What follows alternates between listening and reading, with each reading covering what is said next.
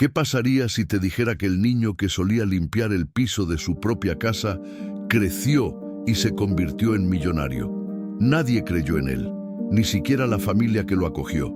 Fue invisible, desacreditado, tratado como alguien sin futuro, hasta el día en que decidió no aceptar el destino impuesto. El caso es, ¿qué sucede cuando alguien considerado improbable decide cambiar su propia historia? Entonces Dale me gusta al video, suscríbete al canal y deja un comentario a continuación. Si alguna vez te has encontrado con incredulidad, porque esta historia puede ser más similar a la tuya de lo que crees. Algunas historias conmovedoras no empiezan con decisiones, sino con la falta de ellas. Esta es una de ellas. Una infancia marcada por la pobreza extrema, donde no solo faltaba dinero, sino también afecto, protección y cualquier tipo de oportunidad real. Desde pequeño, aprendió que la vida puede ser dura incluso antes de comprenderla. No había margen para el error, ni espacio para soñar. El futuro parecía lejano, siempre reservado para otros. Cuando se produjo la adopción, todos a su alrededor la vieron como un nuevo comienzo, una oportunidad única, ahora va a suceder. Pero lo que parecía una salvación pronto reveló otra clase de prisión. La casa cambió, el paisaje también, pero la sensación de no pertenecer permaneció, quizás aún más fuerte. En lugar de amor, exigencias. En lugar de cuidado, obligación. En lugar de aceptación, discriminación silenciosa. No lo veían como un hijo, sino como alguien que necesitaba demostrar cada día que merecía estar allí. Y aquí es donde se revela el tema central de esta historia. Este video no solo trata sobre pobreza o dinero. Trata sobre la discriminación que no grita, pero deja huella, sobre la invisibilidad dentro del propio hogar, sobre crecer siendo comparado, menospreciado y desacreditado, sobre escuchar, directa o indirectamente, que no tienes potencial, que tu lugar es servir, nunca liderar. Trata sobre cómo estas etiquetas moldean la identidad e intentan decidir el destino de una persona incluso antes de que tenga voz. Pero también se trata de algo que casi nadie ve, la superación silenciosa. Esa que no ocurre en los escenarios, ni en las redes sociales, ni con aplausos. La superación que comienza en el interior, cuando alguien decide, en silencio, que no aceptará el destino impuesto. Cuando alguien aprende a transformar el dolor en visión, la humillación en disciplina y la invisibilidad en fuerza estratégica. Hay historias conmovedoras que comienzan incluso antes de que una persona sea consciente de sí misma y, curiosamente, casi siempre son historias improbables en las que nadie apostaría. Su infancia no tuvo juguetes esparcidos por la casa ni fotos felices colgadas en la pared. Lo que realmente existía era escasez, no solo de dinero, sino de todo lo que suele sustentar a un niño. Afecto, seguridad, ánimo y oportunidades mínimas. Crecer en la pobreza absoluta no se trata solo de no tener lo suficiente para comer bien. Se trata de despertar demasiado pronto para comprender que el mundo parece funcionar para otros, pero no para ti. Es sentir, incluso de niño, que la vida comenzó con una deuda invisible, como si ya le debiera algo al mundo antes incluso de aprender a escribir su propio nombre. En esta etapa, la sensación de haber nacido sin oportunidad no se expresa con palabras, sino con acciones. Surge cuando no hay comida y reina el silencio. Surge cuando los adultos a su alrededor se preocupan más por sobrevivir que por enseñar. Surge cuando el niño se da cuenta de que soñar es demasiado caro. Y fíjense, esto moldea profundamente su historia de vida, porque cuando no hay dinero, poder ni ningún tipo de inversión emocional por parte de los adultos, el niño empieza a buscar sus propias explicaciones. A menudo, explicaciones duras. Quizás no lo merezco. Quizás el problema soy yo. Es entonces cuando surgen los primeros borradores de reflexiones internas, incluso sin el vocabulario necesario. Creció viendo cómo la riqueza pasaba de largo, como un tren que nunca se detiene. Mientras otros niños hablaban de lo que querían ser de mayores, él pensaba en lo que debía hacer para no interponerse.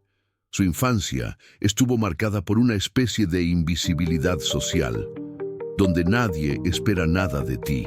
Y eso, irónicamente, es una gran carga, porque cuando nadie espera nada, nadie enseña, nadie guía, nadie prepara, es como tirar a alguien al mar sin salvavidas y luego sorprenderse si no sabe nadar.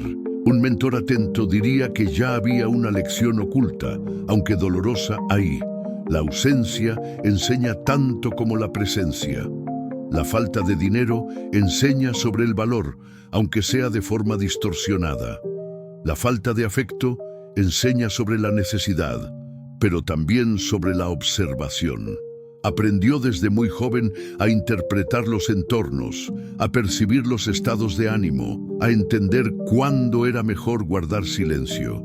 Estas habilidades, que más tarde le serían útiles para lidiar con el poder, la negociación y la inversión, nacieron en un lugar inesperado, la escasez extrema, no por elección, sino por necesidad. Es curioso cómo la sociedad idealiza las historias de superación tras el éxito, pero rara vez confronta el verdadero peso de una infancia así. Porque no se trata solo de no tener, se trata de crecer escuchando, incluso sin palabras, que el mundo no fue hecho para ti. Y esto genera profundas reflexiones que permanecen en la persona durante años. Muchos se dan por vencidos, otros, como él, simplemente siguen adelante, sin saber exactamente a dónde, pero con una extraña resiliencia interior. Aún no era esperanza. Era algo más brutal, supervivencia. Si alguien le hubiera preguntado entonces sobre el futuro, las inversiones o la riqueza, la respuesta habría sido una risa nerviosa. Esas palabras no formaban parte de su vocabulario. Pero paradójicamente, fue precisamente allí, en el frío suelo de la pobreza, donde comenzó a forjarse una intensa relación con el dinero, no como codicia, sino como símbolo de libertad. No quería lujo, quería opciones. No quería poder sobre los demás, quería poder sobre su propia vida. Esa infancia dura y silenciosa sentó las bases emocionales de una historia de vida que más tarde sorprendería a muchos. Porque a veces el primer gran impulso tras un punto de inflexión no es un gran sueño, sino la íntima negativa a seguir sintiendo el mismo dolor. Y, aunque él no lo supiera, esas experiencias estaban preparando el terreno para algo que vendría después. No desde fuera, sino desde dentro. Algo que empezaría a cuestionar, poco a poco, si esa sensación de ninguna posibilidad era realmente una sentencia, o solo el primer capítulo de una historia improbable que nadie tuvo la paciencia de leer hasta el final. Cuando se habla de adopción, muchos imaginan un nuevo comienzo automático, casi mágico. Un nuevo hogar, nuevas oportunidades, un nuevo capítulo lleno de cariño. Pero algunas historias conmovedoras contradicen este imaginario colectivo.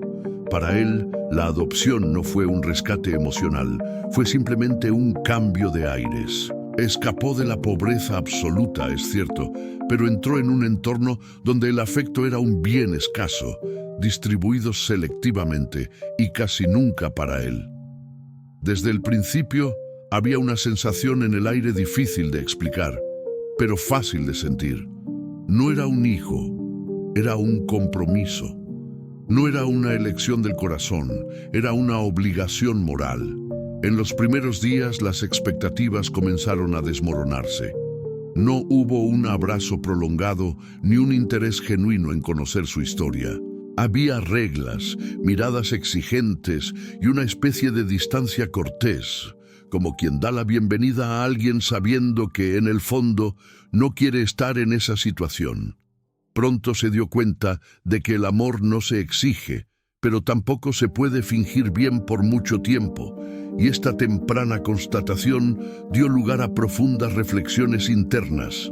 Si incluso ahora necesito ganarme el afecto, entonces algo debe estar mal conmigo. La casa estaba mejor, el plato se llenaba con más frecuencia, pero el vacío emocional permanecía intacto. Y eso confunde la mente de cualquier niño, porque, por fuera, parecía que le había tocado la lotería. La gente decía: ahora tu vida mejorará, tuviste suerte. Pero por dentro sentía que había firmado una especie de contrato invisible, donde necesitaba demostrar cada día que valía la inversión que se había hecho en él. No una inversión de amor, sino de reputación. La familia quería ser vista como correcta, generosa, respetable. Él, sin saberlo, se convirtió en parte de ese capital social. Es en este punto que la historia improbable comienza a adquirir contornos psicológicos más complejos, porque crecer siendo tolerado y no amado enseña lecciones silenciosas. Te enseña a no pedir demasiado, te enseña a agradecer por lo mínimo, te enseña a confundir la obediencia con la valía personal. Un mentor experimentado diría que allí se formó una mentalidad peligrosa, que el amor siempre está condicionado al rendimiento. Y esto, posteriormente, influye directamente en la relación con el dinero, el poder y la riqueza.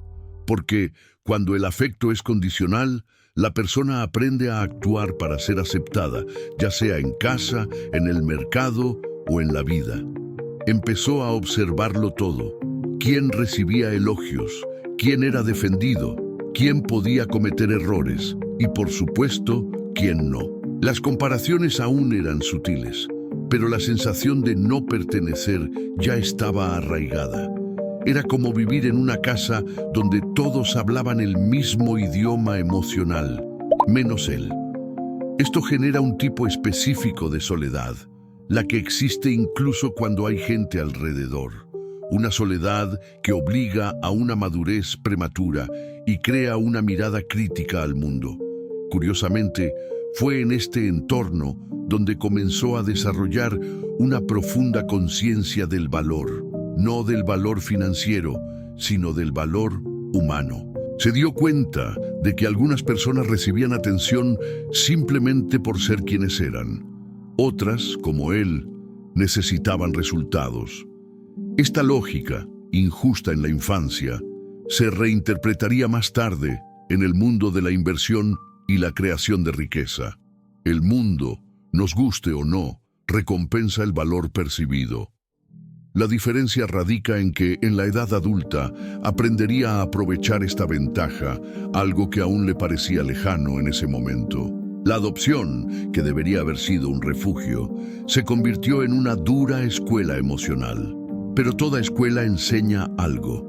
Aprendió a controlar sus emociones, a no reaccionar impulsivamente, a observar antes de hablar.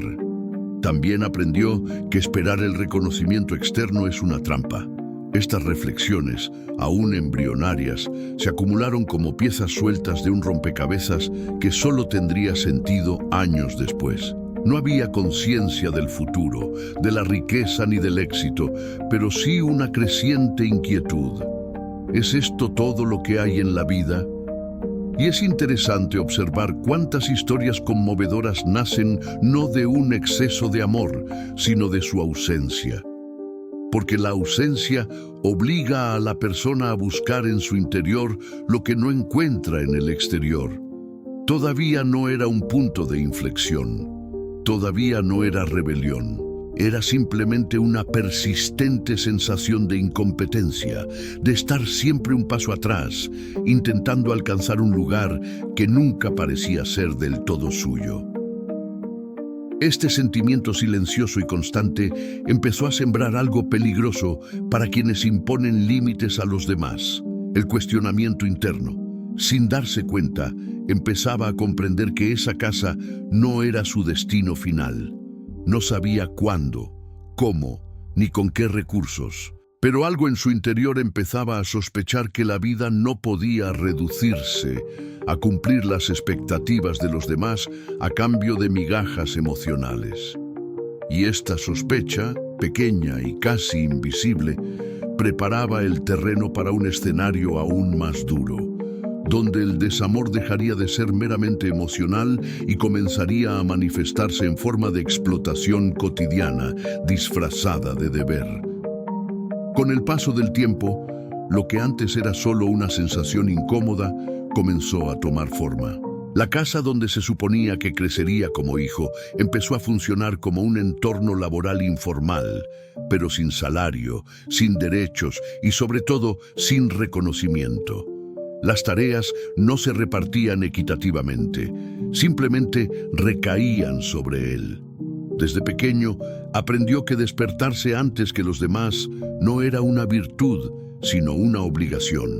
Limpiar, cargar, organizar, servir, no como una lección educativa, sino como una imposición silenciosa.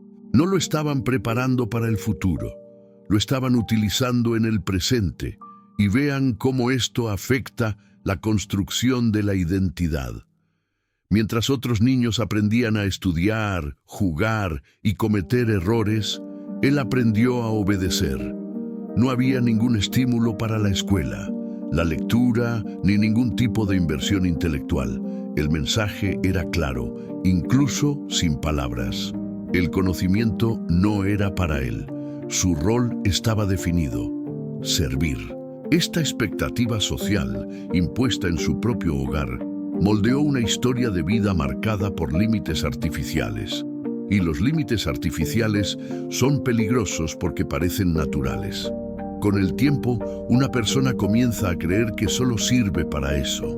Un mentor entusiasta suele decir que el trato que se da a una persona en sus primeros años se convierte en el criterio con el que esa persona mide su propio valor. Y allí, al ser tratado como un empleado, comenzó a medir su valor por el esfuerzo físico, no por su capacidad de pensar. Esto afecta profundamente su relación con el dinero y el poder más adelante, porque cuando alguien crece creyendo que solo vale lo que produce con su cuerpo, tarda mucho en darse cuenta de que el verdadero crecimiento proviene de la mente, de las decisiones estratégicas y de la correcta inversión de energía y tiempo. Los viajes eran largos y el agotamiento venía acompañado de una extraña sensación de invisibilidad. Nadie le preguntaba cómo estaba. A nadie le importaban sus sueños porque nadie creía que debiera tenerlos. La falta de atención no era agresiva, sino negligente. Y la negligencia suele doler más que un ataque directo, porque no genera una reacción inmediata, solo un desgaste continuo. Creció sintiendo que necesitaba hacer más, siempre más, para justificar su propia existencia en ese espacio.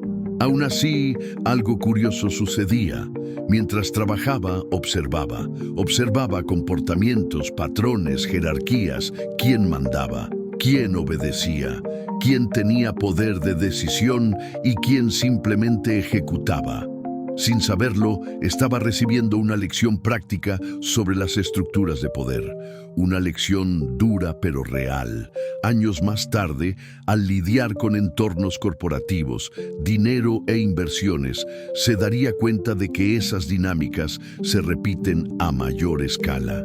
La diferencia es que en la vida adulta es posible elegir de qué lado quieres estar. No hubo aprecio, elogio ni aliento. Y paradójicamente, esto lo empujó hacia adentro. Sin apoyo externo, comenzó a desarrollar un diálogo interno constante. Preguntas simples pero peligrosas. ¿Es esto todo lo que puedo ser? ¿Por qué no tengo derecho a más? Estas reflexiones no eran articuladas, sino sentidas. Pero los sentimientos repetidos se convierten en creencias. Y las creencias, tarde o temprano, requieren revisión. Es importante comprender que muchas historias cautivadoras no surgen de la comodidad, sino de la exploración. Cuando alguien crece siendo utilizado, aprende el valor de la autonomía desde pequeño. Empezó a darse cuenta de que depender emocionalmente de ese entorno era un error estratégico, incluso sin saber nada sobre riqueza, inversiones o crecimiento profesional. Ya intuía algo esencial: quien controla tu tiempo, controla tu vida. Y allí su tiempo no le pertenecía. A veces surgía la inevitable comparación. Otros niños tenían tiempo para estudiar, descansar, soñar. Él tenía tareas. Esta comparación, aunque dolorosa, servía de combustible silencioso, no para el odio, sino para la conciencia. Empezó a comprender que esta desigualdad no era natural, sino construida. Y todo lo construido se puede deconstruir, aunque lleve tiempo. La falta de educación formal no le impidió aprender. Aprendió con la práctica, cometiendo errores, observándolos y corrigiéndolos. Aprendió sobre la responsabilidad demasiado pronto, es cierto, pero también aprendió sobre la resiliencia. Desarrolló disciplina no por elección propia, sino para sobrevivir. Y la disciplina, bien dirigida, es uno de los activos más poderosos para generar riqueza, ya sea financiera, emocional o intelectual. Aún no había una rebelión declarada, aún no había un plan de escape, solo había una creciente inquietud, la sensación de que ese no podía ser el destino final. Empezaba a sentir que servir sin propósito no era una virtud, era un encarcelamiento. Y esta aún tímida comprensión empezaba a chocar con algo aún más doloroso. No se trataba solo del exceso de trabajo, sino de que le recordaran constantemente, de forma sutil y cruel, que no pertenecía allí. Las etiquetas no llegan con advertencias. Se asientan poco a poco, como polvo fino que nadie percibe hasta que un día todo queda cubierto. En su caso, la etiqueta llegó cargada de desprecio y destino. Bastardo, improbable, alguien de quien no se espera nada más allá de lo obvio. No era una palabra repetida todo el tiempo, pero era una idea repetida en gestos, decisiones y silencios. Y las ideas, al repetirse, moldean identidades. Empezó a verse a sí mismo a través de los ojos de quienes nunca creyeron en él. Y esa es una de las formas más sutiles de prisión. Ser llamado, directa o indirectamente, improbablemente crea un profundo conflicto interno. Por un lado, surge el deseo de demostrar lo contrario. Por otro, surge la duda corrosiva. ¿Y si tienen razón? Por un tiempo lo creyó. Creía que no valía mucho, que su historia de vida ya traía consigo limitaciones intrínsecas, que las personas como él no llegan lejos, no acumulan dinero, no ejercen poder, no generan riqueza. Este tipo de creencia no se forma de la noche a la mañana, pero cuando lo hace, rige decisiones pequeñas y grandes. Un mentor experimentado sabe que el mayor peligro de las etiquetas no es lo que dicen los demás, sino lo que la persona empieza a repetirse. Empezó a sabotearse sin darse cuenta. Evitaba destacar. Evitaba soñar en grande, porque soñar en grande duele cuando creces escuchando que no estás hecho para ello. Y así, muchas historias emocionantes mueren antes de siquiera comenzar, sofocadas por narrativas impuestas desde afuera. Aún así, algo curioso ocurría tras bambalinas en su mente. Aunque por un tiempo creyó que no valía nada, observaba a personas etiquetadas como correctas, tomando malas decisiones. Vio a personas privilegiadas desperdiciando oportunidades. Vio a personas con poder heredado manejando el dinero con descuido. Estas observaciones comenzaron a generar reflexiones silenciosas. Tal vez el valor no era algo fijo, tal vez se construía, tal vez la riqueza no era solo herencia, sino estrategia, visión y constancia. La etiqueta de bastardo también trajo consigo una relación compleja con la pertenencia. Dejó de intentar complacer. Cuando te das cuenta de que nunca serás suficiente para las opiniones de ciertas personas, surge una extraña libertad. La libertad de no tener que actuar para quienes no importan. Esta libertad aún era frágil, pero real. Empezó a invertir más energía en observar el mundo que en intentar encajar en él. Y la observación es una poderosa forma de aprendizaje. Durante este periodo, comenzó a comprender, incluso sin tecnicismos, que la identidad y los resultados están conectados. Quienes se consideran pequeños actúan con modestia. Quienes se consideran incapaces evitan los riesgos. Y el riesgo, cuando se calcula, es esencial en cualquier inversión, ya sea financiera, emocional o profesional. La ausencia de riesgo mantiene a la persona segura, pero estancada. Y él comenzaba a sentir el peso de este estancamiento. Sus reflexiones se profundizaban por la noche, en momentos de silencio. Se preguntaba si su vida estaba realmente escrita o si aún quedaban páginas en blanco. Esta duda es incómoda porque exige responsabilidad. Si su destino no estaba completamente definido, entonces le correspondería tomar decisiones. Y las decisiones son aterradoras, sobre todo cuando nadie le ha enseñado a elegir. Paradójicamente, la etiqueta empezó a perder fuerza a medida que la analizaba. Se dio cuenta de que existen muchas etiquetas para justificar estructuras injustas. Es más fácil llamar improbable a alguien que admitir que el sistema no ofrece las mismas oportunidades. Esta constatación no le brinda consuelo inmediato, pero sí claridad. Y la claridad es el primer paso hacia cualquier cambio real. Aún no tenía pruebas de que pudiera ganar.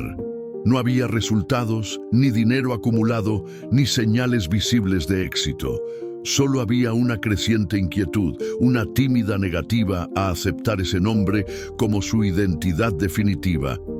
Y esta negativa, aún silenciosa, preparó el terreno para un inevitable choque con el mundo que lo rodeaba. Porque cuando alguien etiquetado empieza a cuestionar la etiqueta, surge un malestar colectivo.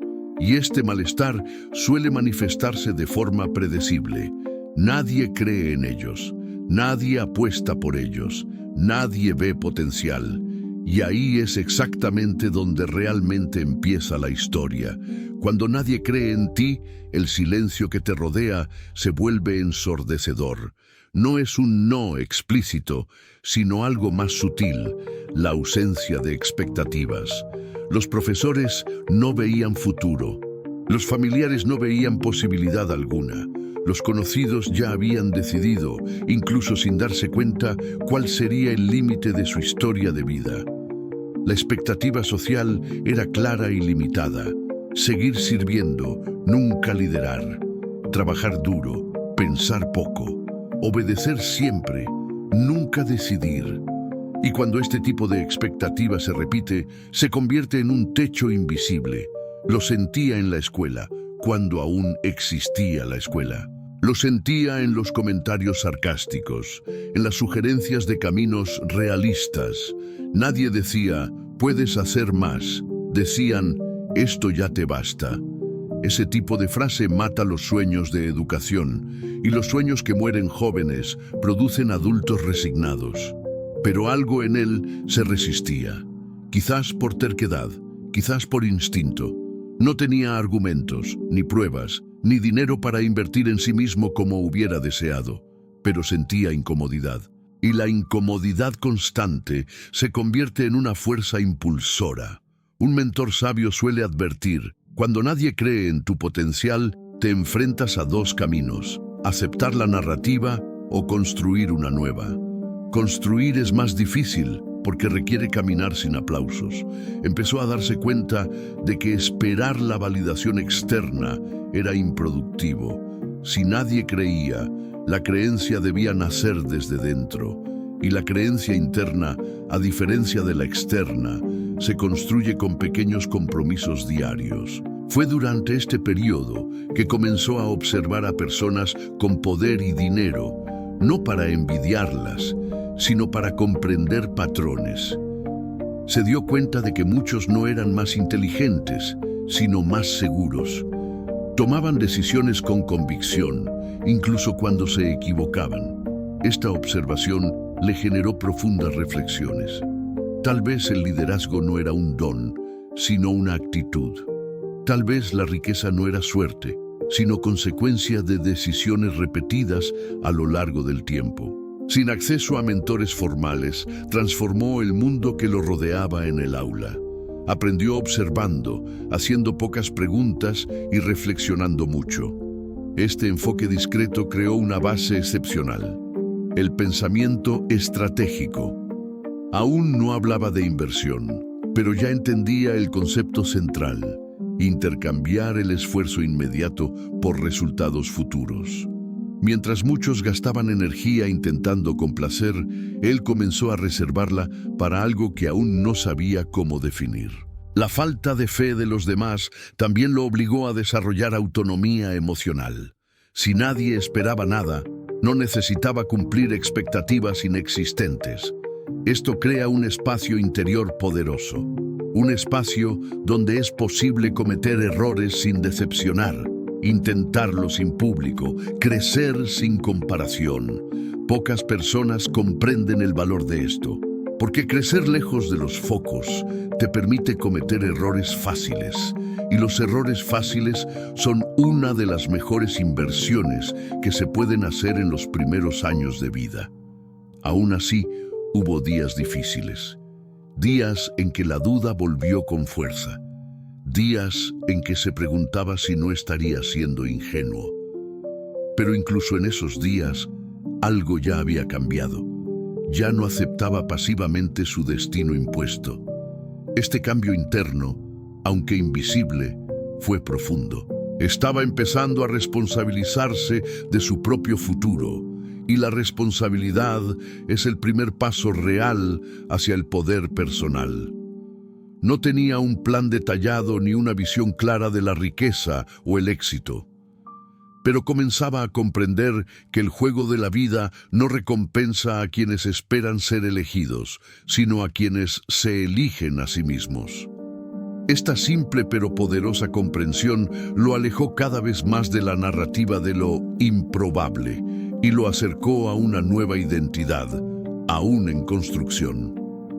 Nadie creía en él, y eso no cambió de repente, pero poco a poco dejó de usarlo como excusa y empezó a usarlo como combustible. Porque cuando nadie cree en ti, cada pequeño avance es un acto de rebelión silenciosa. Y esta rebelión, bien dirigida, prepara el terreno para algo que no viene de afuera, no depende de aplausos ni pide permiso: el despertar interior. Un momento en el que la decisión deja de ser una reacción y se convierte en una elección consciente. No hubo aplausos, ni público, ni gran evento externo. Su despertar fue silencioso, casi invisible para quienes lo veían desde fuera. Fue uno de esos momentos que ocurren internamente, cuando uno se cansa de lidiar con su propio dolor. No era ira ni venganza, era claridad. Una claridad incómoda, de esas que ya no permiten fingir que todo está bien. Comprendió, con una lucidez aterradora, que si seguía solo reaccionando al mundo, éste seguiría decidiendo por él. Este tipo de punto de inflexión no ocurre en un día específico, sino que se manifiesta como una secuencia de pensamientos recurrentes. Esto no puede serlo todo. Si no hago algo, nada cambia. Estas reflexiones comenzaron a tomar forma, y cuando lo hacen, expulsan viejas creencias. Comprendió que nadie vendría a salvarlo, sin reconocimiento tardío, sin validación externa, sin disculpas. La responsabilidad, cruda y directa, era suya. Y esta constatación es un momento decisivo en cualquier historia de vida. Un mentor experimentado diría que de ahí nació la mentalidad de tomar las riendas. No la idealizada de los libros fáciles, sino la real y dolorosa. Porque tomar el control implica asumir el riesgo. Significa aceptar que si las cosas salen mal, la culpa también será tuya. Pero él prefirió ese riesgo al riesgo de seguir viviendo una vida que no eligió. Esa decisión silenciosa fue la primera inversión real que hizo en sí mismo. Una inversión invisible, pero con beneficios acumulados. Empezó a cuestionar hábitos, rutinas y comportamientos. No de forma revolucionaria, sino práctica. Observó cómo empleaba su tiempo. Se dio cuenta de cuánto lo consumía solo para sobrevivir y cuánto podía redirigirse para crecer. Esta conciencia del tiempo es fundamental cuando se habla de dinero, poder y riqueza. Porque el tiempo bien administrado se convierte en un activo. Cuando se desperdicia, se convierte en una carga emocional. Sin acceso a vastos recursos, comprendió que el primer capital disponible era su propia mente. Empezó a exponerse, aunque tímidamente, a diferentes ideas. Escuchó conversaciones, observó trayectorias, reflexionó sobre decisiones. Todavía no leía libros, pero sí a la gente, y eso ya amplió su perspectiva. Poco a poco, empezó a comprender que el mundo recompensa a quienes resuelven problemas y que cada problema es una oportunidad disfrazada de inconveniente. Este despertar también le trajo malestar interior, porque crecer requiere dejar atrás viejas identidades, incluso las que le impusieron. Comenzó a distanciarse emocionalmente del rol de víctima, no porque negara el sufrimiento, sino porque se dio cuenta de que permanecer allí no lo llevaría a ninguna parte. Esta transición es delicada. Muchas personas prefieren el dolor conocido a la posibilidad de un dolor mayor en el camino hacia el cambio. Decidió correr el riesgo. Había miedo, por supuesto, miedo al fracaso, miedo a confirmar expectativas negativas, miedo a decepcionarse. Pero había algo nuevo: la voluntad de intentarlo, incluso sin garantías. Esta voluntad es lo que distingue a quienes solo sueñan de quienes construyen. Empezó a actuar de forma diferente, aunque los resultados no fueran inmediatos. Pequeñas decisiones, pequeños compromisos, pequeños avances. Este despertar interior también redefinió su relación con lo improbable. Dejó de ver lo improbable como una sentencia y comenzó a verlo como territorio. Si todo indicaba que no llegaría lejos, cualquier progreso ya era una victoria. Este cambio de perspectiva alivió la presión y aumentó la constancia. Porque quienes no cargan con la carga de demostrar algo a los demás, pueden centrarse en construir algo para sí mismos. Aún no había salida física de ese entorno. Aún no había riqueza, dinero acumulado ni reconocimiento. Pero había algo más importante en ese momento: dirección. Sabía, incluso sin un mapa, que necesitaba cambiar su entorno, sus referencias y sus posibilidades. Y esta claridad interior recién nacida comenzó a transformar el dolor acumulado en visión. Una visión aún embrionaria, pero poderosa, que encontraría su sustento en lo que bien conocía: crecer bajo presión. El dolor no desapareció de la noche a la mañana. Al contrario, permaneció presente, firme, casi como un viejo conocido. La diferencia radica en que dejó de luchar contra él y comenzó a usarlo como herramienta. Es un paso inusual, pero decisivo. Comprendió que no podía borrar el pasado, pero sí extraerle significado. Cada humillación, cada mirada de desprecio, cada día difícil comenzó a interpretarse no solo como sufrimiento, sino como entrenamiento. Entrenamiento emocional, mental y estratégico. Crecer a través del dolor es inevitable para muchos. Crecer con visión es una elección. La humillación, que una vez lo aplastó, comenzó a agudizar su determinación. Empezó a percibir patrones. Quienes humillan suelen temer perder poder. Quienes subestiman a menudo intentan proteger su propia imagen. Esta refinada interpretación del comportamiento humano se convirtió en una ventaja discreta. En el futuro, Al tratar con dinero, negociación e inversiones, esta habilidad sería crucial, porque la riqueza no se construye solo con números, sino con la comprensión de las personas, la oportunidad y el autocontrol. Desarrolló la disciplina no por moda, sino por necesidad. Levantarse temprano, completar tareas, soportar la presión, todo eso ya formaba parte de su rutina. Lo que cambió fue la intención. Empezó a hacer lo mismo, pero con una perspectiva diferente. Cada esfuerzo empezó a verse como un paso adelante, no como un castigo. Este cambio interno es sutil, pero poderoso. La disciplina, cuando nace de la conciencia, se convierte en palanca.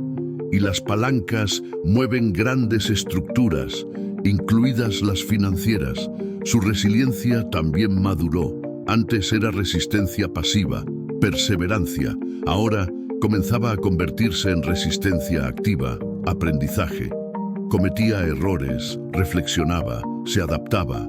Este ciclo es la base de cualquier crecimiento constante. Muchos hablan de la inversión como algo financiero, pero la inversión más ignorada es la inversión en aprendizaje práctico. Él lo hacía a diario, aunque no lo llamara así. Incluso sin acceso a libros ni cursos, comenzó a desarrollar una mentalidad estratégica. Pensaba a largo plazo, aunque el presente era desafiante. Se preguntó, ¿esto me acerca o me aleja de la vida que quiero? Esta simple pregunta comenzó a guiar sus decisiones. Decisiones pequeñas, es cierto, pero consistentes. Y la consistencia, con el tiempo, genera resultados que parecen improbables para un observador externo. La visión comenzó a tomar forma a partir del dolor. Sabía exactamente qué tipo de vida no quería repetir. Sabía que no quería depender de entornos que lo limitaran. Esta claridad negativa, saber lo que no se quiere, se subestima, pero es extremadamente poderosa. A partir de ella, comenzó a imaginar posibilidades. No fantasías vacías, sino escenarios realistas de autonomía, dignidad y crecimiento. El humor, incluso el humor sutil, comenzó a surgir como un inteligente mecanismo de supervivencia. Aprendió a reírse de situaciones absurdas, no por conformismo, sino por lucidez. La risa, a veces, es una forma de evitar la locura. Y mantener la cordura emocional es esencial cuando se va contra viento y marea. Muchas historias conmovedoras se pierden no por falta de talento, sino por agotamiento mental. También empezó a valorar el silencio productivo. Mientras otros se quejaban, él observaba. Mientras otros se acomodaban, él reflexionaba. Este silencio no era pasividad, era preparación. Como un inversor que estudia el mercado antes de actuar, estudió su propia vida antes de dar el siguiente paso. Y eso lo distinguió, aunque nadie se diera cuenta todavía. El dolor continuaba, pero ya no era estéril. Produjo comprensión, y la comprensión lo cambia todo. Porque quienes tienen comprensión aguantan más, esperan mejor y eligen con mayor precisión. Empezaba a comprender que abandonar ese entorno no sería solo una huida, sino una transición estratégica. No bastaba con irse, era necesario saber a dónde ir, aunque el camino aún estuviera borroso. Esta fase estuvo marcada por un intenso crecimiento interior, invisible para quienes lo subestimaban. Pero el crecimiento invisible a menudo precede a los movimientos visibles. Se estaba preparando, no en el sentido de comodidad, sino en el de decisión. Y toda decisión verdadera, tarde o temprano, requiere acciones concretas. La visión se había formado. Ahora quedaba el paso más difícil, romper con el entorno que lo limitaba y empezar a construir algo propio, sin garantías, sin aplausos y sin una red de apoyo.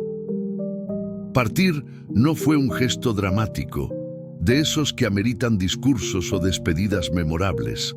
Fue un movimiento silencioso, calculado y a la vez aterrador. No se fue porque estuviera listo, se fue porque quedarse significaba seguir menguando. Romper con ese entorno no fue solo cambiar de domicilio, fue romper un ciclo psicológico. Al cruzar esa puerta, se llevó pocas cosas materiales, pero sí algo pesado y valioso, la total responsabilidad de su propia vida. Los primeros pasos fueron difíciles, como casi todas las historias reales improbables. No había apoyo, ni colchón financiero, ni plan B. El dinero escaseaba, el miedo era grande y el margen de error mínimo, pero había un propósito, y el propósito cambia la forma en que una persona enfrenta la escasez. Empezó con poco, aceptando trabajos que no eran ideales, pero sí estratégicos.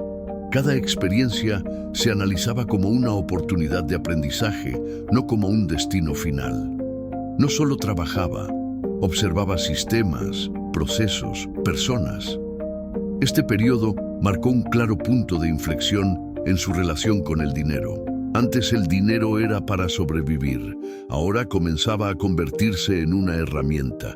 Comprendió que no solo importa cuánto se gana, sino cómo se usa. Incluso con poco, comenzó a practicar algo esencial: el control. Controlar los gastos, controlar los impulsos, controlar las expectativas. Este autocontrol es la base de cualquier creación de riqueza sólida, aunque casi nadie habla de ello con claridad. Sin nadie que lo guiara, comenzó a buscar referencias. Observó a personas que habían surgido de entornos difíciles y prosperado. Analizó sus trayectorias, no para copiarlas ciegamente, sino para extraer principios. Se dio cuenta de que casi todos tenían algo en común: una mentalidad a largo plazo. Mientras muchos buscaban atajos, él comenzó a valorar los procesos. Mientras otros gastaban para parecer ricos, él ahorraba para ser libre. Estas reflexiones moldearon sus decisiones diarias. Comenzó a invertir en sí mismo de forma práctica. Cuando podía, compraba libros sencillos pero transformadores. Obras como Piense y hágase rico, las enseñanzas de Napoleon Hill empezaron a cobrar sentido, no como una promesa mágica, sino como una filosofía de responsabilidad personal.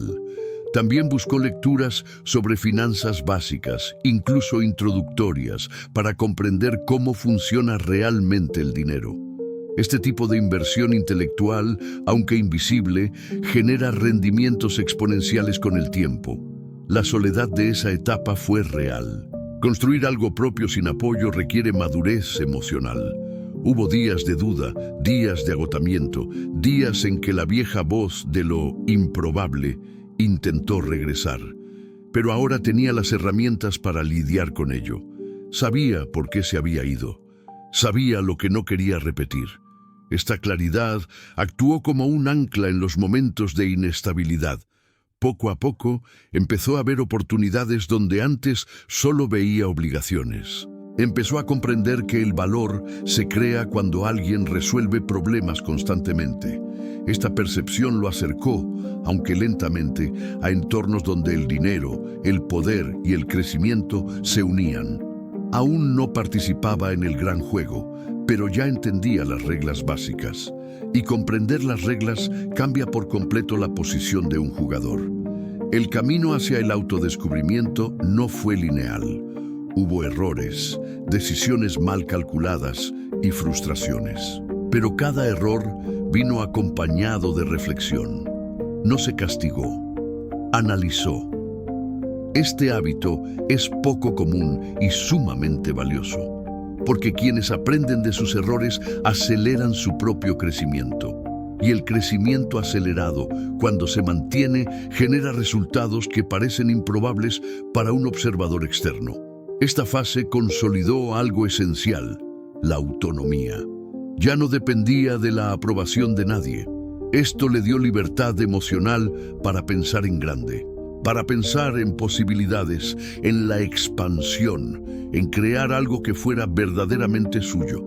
Aún no había grandes números ni señales claras de éxito externo, pero había constancia.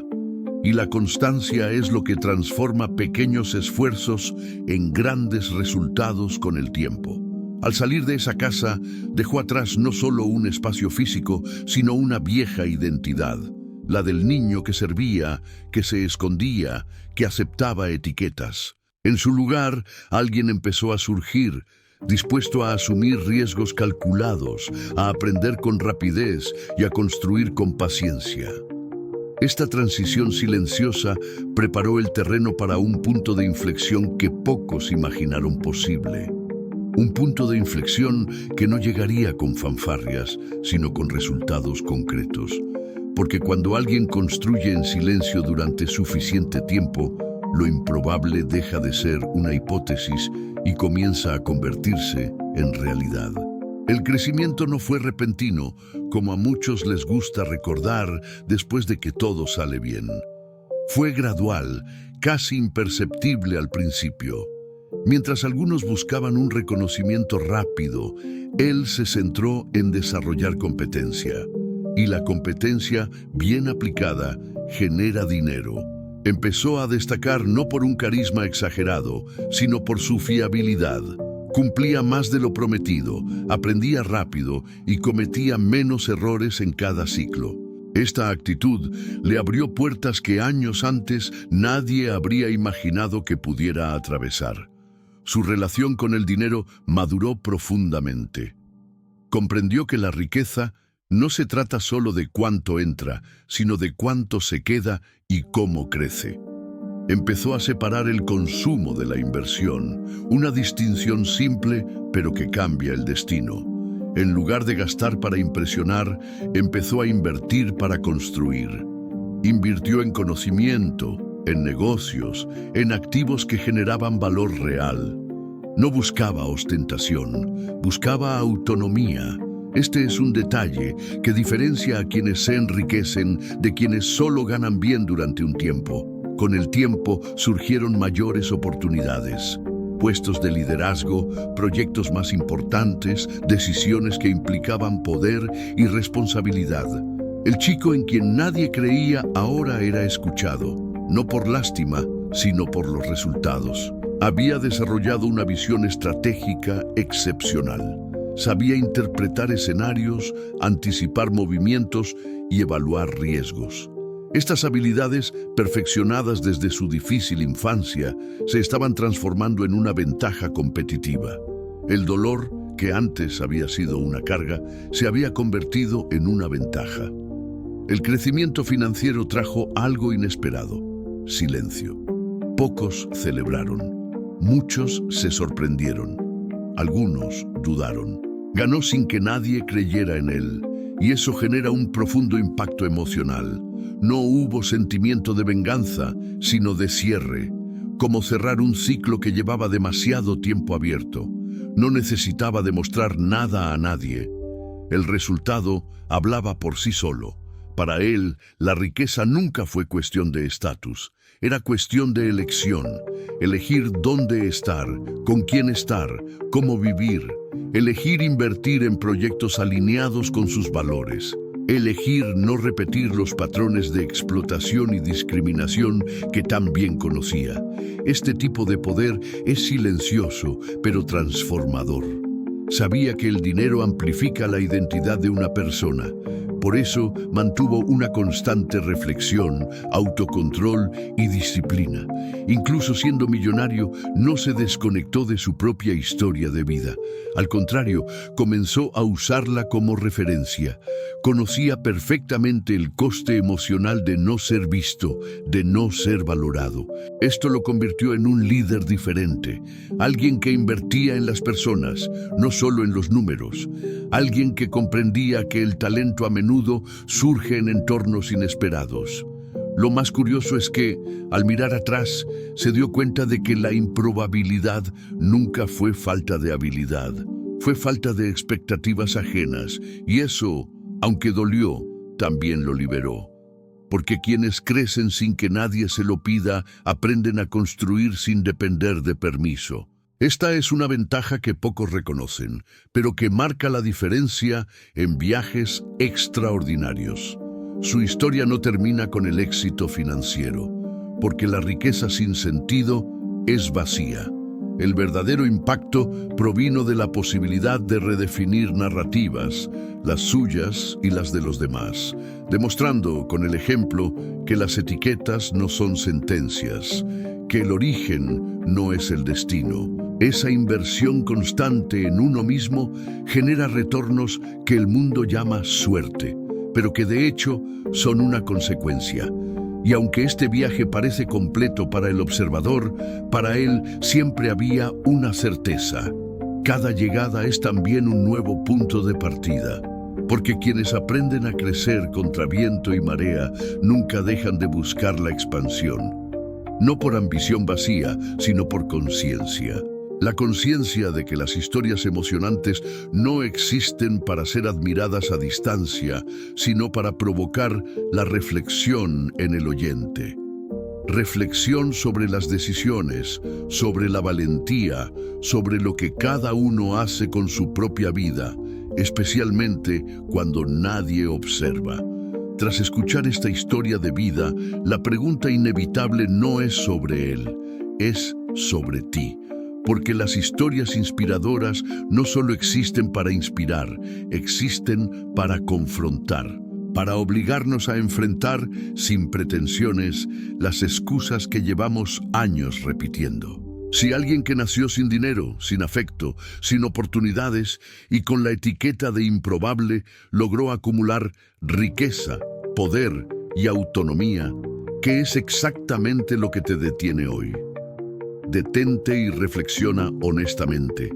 ¿Qué etiquetas aceptas todavía como parte de tu identidad? ¿Qué entorno conoces que te limita pero sigues tolerándolo? ¿En qué momento de tu vida estás esperando que alguien crea en ti antes de empezar? Si nadie viniera a salvarte, ¿cuál sería la primera decisión diferente que tomarías mañana? Quizás la lección más importante aquí no sea sobre dinero ni inversiones, sino sobre responsabilidad. La responsabilidad de aceptar que tu vida es el resultado de las decisiones que tomas y de las que evitas.